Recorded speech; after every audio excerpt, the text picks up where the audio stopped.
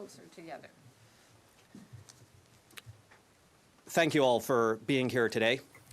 On est ici aujourd'hui pour souligner qu'Iran est un moteur majeur du terrorisme, de la répression transnationale et de la violence de masse en Iran. Représentant une menace pour les Canadiens et les civils à l'intérieur comme à l'extérieur du pays. As legal counsel to victims of atrocities and political prisoners, leading parliamentarians from across party lines, and esteemed civil society and community leaders like Nazanin Afshinjam, the head of the Iranian Justice Collective. We are also here to underscore how Canada can respond to the atrocities unfolding in Iran. In our respective roles, we have seen the horrifying human stories behind the staggering statistics of abuse in Iran. Iran has the highest rate of child executions in the world, the highest per capita rate of executions more generally, the highest rate of state hostage takings, and the highest per capita rate of imprisoned journalists in the world. This has real and tangible costs for Canadians. It meant the murder of Montreal photojournalist Zara Kazemi, the kidnappings of professors Mariam Mombaini and others, and Saeed Malikpour, the killing of Canadian passengers on flight PS752, the murders of 8 Canadians on October 7th, 2023, and now the atrocities that are ongoing in the streets of Iran as we speak, where authorities have confirmed to have again killed Canadians, and that will likely continue without global intervention. None of these Canadians receive the justice they deserve, and their killers and kidnappers enjoy impunity. They are now committing these crimes again in the streets of Iran as we meet here today on the Hill. 2 separate United Nations independent expert bodies have determined that the actions of these perpetrators may constitute crimes against humanity. Canada has the authority to investigate and prosecute these crimes. The criteria set out by the RCMP for opening a structural investigation has clearly been met. Announcing the opening of an investigation would send a message of solidarity to victims, accountability to violators, and assert the value of Canadian citizenship. It would protect our sovereignty by establishing consequences for murdering Canadians and demonstrating that their murderers are not welcome on Canadian soil. Canada has an opportunity and a duty to lead on behalf of the victimized Canadians left without justice, on behalf of the brave Iranians on the front lines of the fight for our common humanity, on behalf of our country's foundational principles of the rule of law and human rights that are under assault. I'll now pass the podium to my colleague Kimberly Lenz to speak about our other calls for action of the Canadian government in Common Cause. Thank you, Brandon. We are calling on the Canadian government to lead decisively in response to the Islamic Republic's widespread crackdown against peaceful protesters and its external aggression abroad. The sheer scale of the regime's systematic brutality is unprecedented. By conservative estimates, at least 33,000 Iranians have been massacred, with credible assessments ranging far higher. Experts describe it as the worst mass killing in Iran's modern history. Others conclude it meets the legal threshold for crimes against humanity. Alongside this, Canada and liberal democracies face escalating threats from the Islamic Republic and its proxies, including growing transnational repression and lethal threats against Canadians. This is an historic and pivotal moment. Canadian leadership would build on mounting political momentum to deny the regime the freedom to operate with impunity. We urge Canada to target the architect of these threats, the Islamic Revolutionary Guard Corps, by dismantling their networks at home and abroad through 2 key measures. First, Canada should promote and support proscription of the IRGC as a terrorist entity with like-minded partners, particularly the United Kingdom, where parliamentarians are pressing for the rapid adoption of enabling legislation and the group's designation. Second, it should deepen coordination with its allies, including the European Union, which unanimously agreed on its designation last week. Enhanced intelligence sharing, law enforcement coordination, judicial collaboration, collaboration and sanctions alignment would strengthen national and international security. Iranians continue to rise up against the regime's tyranny and to risk their lives in pursuit of a secular, democratic Iran grounded in basic human rights. Canada must respond with urgency and resolve.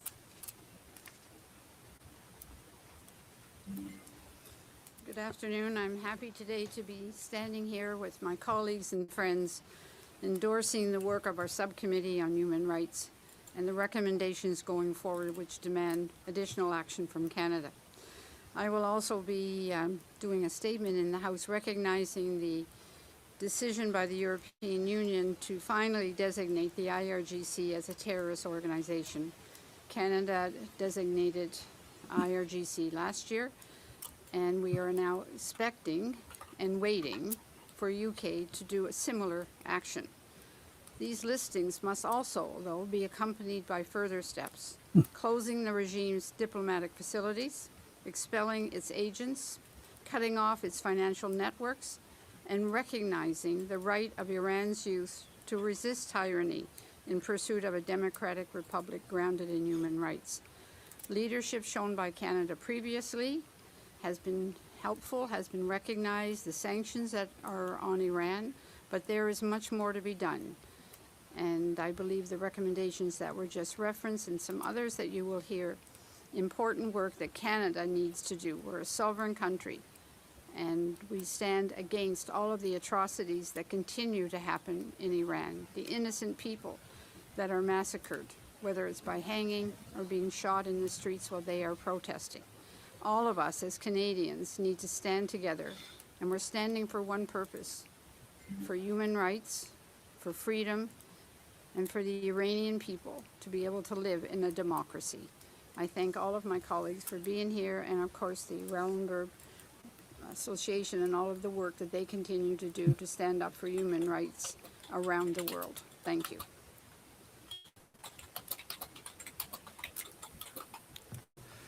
Good afternoon, everybody. My name is Shiv Majumdar. I'm the Vice Chair of the Subcommittee for International Human Rights today and a Conservative Member of Parliament from Calgary Heritage. For over 20 years, I have fought for the Iranian people in the field, in the academy, as an advisor in government, and now today as a Member of Parliament. This is a moment perhaps as significant as the Berlin Wall falling itself. Can you imagine with me for a moment what the region and the world might look like without the IRGC and the Supreme Leader's ambitions for terrorist control in the region, for nuclear ambitions to terrorize the world, and for the subjugation that he has been responsible through his organizations to repress the rights of his own people? Can you imagine for a moment what a world of peace might look like if we listen to the call of the Iranian people, of whom tens of thousands have now been brutally massacred? And in Ottawa, we have calls from parliamentarians, colleagues that have shared this stage with me today, but a call from a government is long wanting and long silent, and a horrific event for Canada not to be a moral leader today. Watching with the horror the events that are coming out of Iran, we have now seen a regime that has turned on itself and a world waiting for action. There was a time in this capital when Professor Irwin Cotler, Senator from Liberal MP Michael Levitt, and many others led Iran Accountability Week. That was nearly a decade ago. Since then, it has disappeared, seemingly abandoned in favor of a normalization with a brutal regime rather than the accountability the regime deserves. The people of Iran demand the same things that every free nation deserves: a secular and democratic government, full respect for human rights, and an end to the despotic dictatorship imposed on Iran since 1979. The protesters in Iran are not seeking minor reforms or superficial changes. They are demanding regime change. The complete dismantling of the clerical military dictatorship has proven irreformable despite the shell games that the Supreme Leader has presented the world over the last decades. We must go beyond issuing statements. We must act. This means supporting independent international investigations and treating the Islamic Revolutionary Guard Corps as a terrorist organization in practice, not just in name. So, our calls to action. First, expand and aggressively enforce targeted sanction, including Magnitsky-style sanctions, against those responsible for repression and for mass killings. Second, fully enforce the IRGC terrorist listing through investigations in Canada, asset freezes, seizures, and prosecutions, and strengthen our immigration system to bar regime officials, affiliates, and family members from coming to Canada and seeking refuge here. Third, direct law enforcement and security agencies to investigate foreign interference, transnational repression, and money laundering linked to the regime in Iran.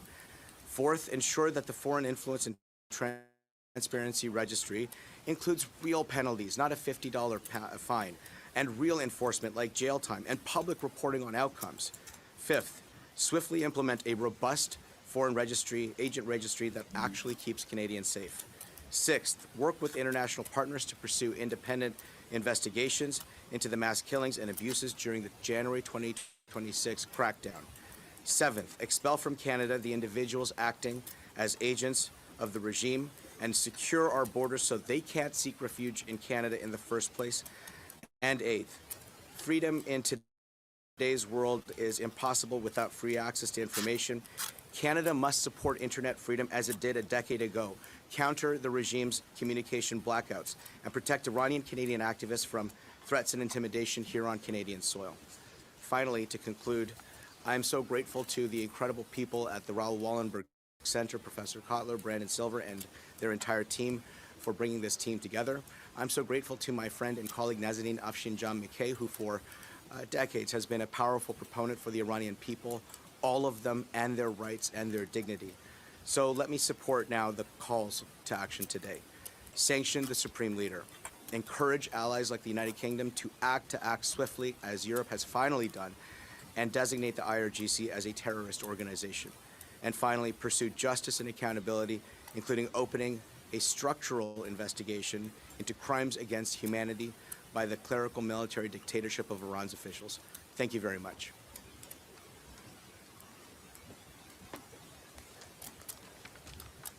Bonjour, je suis Julie Miville-de-Chêne, sénatrice indépendante, et donc je me joins à ce groupe. Le Canada se doit d'agir pour montrer son soutien au peuple iranien qui s'est soulevé contre le régime des ayatollahs. Des manifestations pourtant légitimes contre les autorités iraniennes ont été réprimées férocement, dans le sang. Certains parlent de massacres orchestrés par l'État. On estime qu'il y a des dizaines de milliers de morts, on ne sait pas combien. Le Canada, vous le savez, a déjà inscrit le corps des gardiens de la Révolution, le bras armé du pouvoir iranien, au registre des organisations terroristes. L'Union européenne vient de faire de même et nous espérons que la Grande-Bretagne suive bientôt. Nous voulons que nos alliés soient aussi convaincus que nous qu'il faut sanctionner le corps des gardiens de la Révolution. Donc, nous voulons aussi nous assurer que ces complices iraniens réfugiés au Canada sont démasqués et qu'on ferme la frontière aux autres gardiens de la Révolution qui chercheraient refuge au Canada. J'appuie donc l'initiative lancée aujourd'hui et je remercie mes collègues, particulièrement la Fondation Raoul Wallenberg, d'avoir organisé cet événement aujourd'hui. Merci.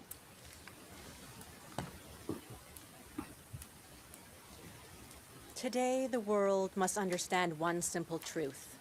What is happening in Iran is a mass atrocity. At least 33,000 innocent, peaceful protesters have been killed, 300,000 injured, and tens of thousands arrested in just a few days, largely out of the world's sight due to a deliberate internet blackout designed to hide the evidence. Ce qui se passe en Iran est une atrocité de masse. The United Nations fact-finding mission concluded that the Islamic Republic in Iran committed crimes against humanity during the last round of protests, during the Women Life Freedom protests. The scale and speed of this violence are unprecedented. Former UN prosecutor in The Hague, Payam Akhavan, referenced this as the Iranian Holocaust. Wounded peaceful protesters are hunted down in hospitals and finished off with bullets to the head. Men, women, and children are executed, tortured, disappeared, and buried in secret graves. Doctors are arrested and in some cases sentenced to death for treating the wounded. Lawyers are detained simply for defending their clients. Families, after rooting through piles and piles of body bags in overflowing warehouses, are forced to pay for the bullets used to kill their children and forced into silence. With the level of coordinated violence, machine guns used on unarmed protesters, shoot to kill orders from senior officials, and the hiring of militias from other countries to kill innocent Iranians, statements of concern or condemnation no longer suffice. They do not stop bullets, executions, or mass graves. Les mots de condamnation ne suffisent plus. Nous avons besoin d'actions concrètes. Canada has been a leader before by closing the IRI embassy and listing the IRGC on the terrorist list. Canada can continue to take leadership and use all tools, diplomatic, legal, economic, and humanitarian, to protect lives. As an Iranian Canadian linked with a network of over 100 Iranian diaspora groups, I support the Raoul Wallenberg's Foundation's recommendation that our allies list the IRGC on the terrorist list, particularly the United Kingdom, and that Canada and RCMP initiate structural investigations into individuals in Canada implicated in crimes against humanity in Iran, ensuring accountability and preventing perpetrators from finding safe haven here. This will be echoed in my remarks at the Subcommittee on Human Rights here in Parliament today, along with other recommendations like the responsibility to protect. History will not ask whether we issued enough condemnations. It will ask whether we acted when the evidence was clear and the warning signs unmistakable. Let us not have to repeatedly say never again. Let us instead say not ever when we have the capacity to stop an atrocity. If the international community, including Canada, has the political will, we have the capacity to stop an atrocity and save lives. Si nous avons la volonté politique, nous avons la capacité de mettre fin à cette atrocité et de sauver des vies. Merci. Thank you, Nazanin, for your very eloquent and moving remarks and call to action, and for MPs Chevaloy Majumdar, Judy Scrow, and Senator Miville Deschênes, again representing both houses and both the Liberal and Conservative parties in joining this clarion call on behalf of the brave people of Iran and for justice and human rights. We want to emphasize collectively also the importance of Canada speaking out for political prisoners, and I'd be remiss not to mention one of the longest held ones, Dr. Ahmed Reza Jalali, who has been imprisoned for over a decade now, sitting on death row, sentenced to execution, simply for being a doctor and saving lives. In the way that Nazanin described, that lawyers are being criminalized for serving as counsel, doctors being arrested for treating patients, journalists being detained for reporting the news. There is a full repression of fundamental human rights, and these political prisoners are a case study of the weaponization of the judiciary and the targeting of the Iranian people. And speaking on their wake behalf, him up if you want. I can tried a couple save their times. lives. And at the same time, we need to name and shame the perpetrators.